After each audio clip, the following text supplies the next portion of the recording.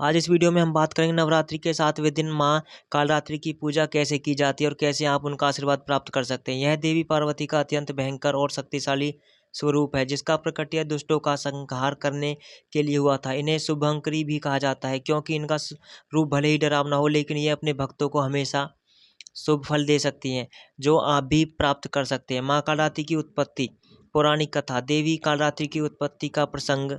रक्तबीज का आतंक। रक्तबीज को वरदान प्राप्त था कि उसके रक्त की एक भी बूंद जमीन पर गिरेगी तो उसे एक नया रक्तबीज पैदा हो जाएगा। इससे देवताओं में हाहाकार मच गया। माँ का स्वरूप। जब देवी अंबिका रक्तबीज से युद्ध कर रही थी, तब उन्होंने अपनी भ्रुकुटी माथे से क्रोध स्वरूप कालरात्रि को प्रकट किया। असुर का अंत। माँ कालरात्रि ने रक्तबीज का वध किया और उनका रक्त जमीन पर गिरने से पहले ही अपने मुख में भर लिया। इस प्रकार उन्होंने सृष्टि को उस भयानक असुर से मुक्ति दिलाई।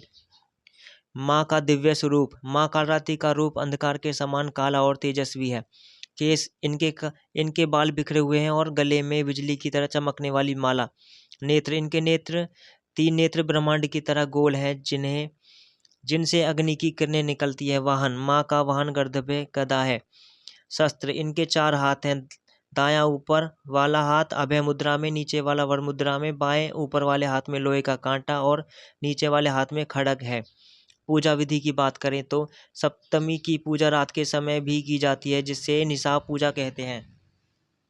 शुद्धिकरण। स्नान के बाद स्वच्छ नीले या लाल वस्त्र पहने।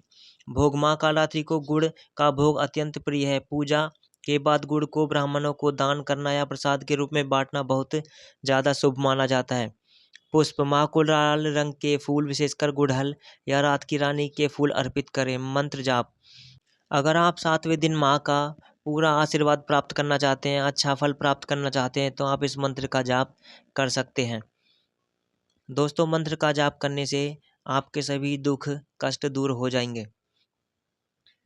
और दोस्तों, बात करें इनके लाभ के बारे में, तो दोस्तों इनके लाभ कुछ इस प्रकार है। आरती और दीप घी के दिए जलाकर माँ की आरती करें और उनसे अपने ज्ञात अज्ञात शत्रु और भय से मुक्ति की प्रार्थना जरूर करें। पूजा का महत्व और लाभ। भय का नाश। माँ कालरात्रि की पूजा से अकाल मृत्यु, रोग और शत्रुओं का भय समाप्त हो जाता है। ग्रह दोष। शनि की ग्रह की शांति के लिए माँ कालरात्रि की पूजा अचूक मानी जाती है। सिद्धि प्राप्ति। तंत्र साधना करने वाले साधकों के लिए सप्तमी की रात बहुत महत्वपूर्ण होती है। योग मार्ग में साधक का मन आज के दिन सहस्रार चक्र में स्थित होता है। दोस्तों, यह थी 7वें दिन की माँ की पूजा की विधि। आप कैसे इनकी पूजा कर सकते हैं और उनका लाभ कैसे प्राप्त कर सकते हैं।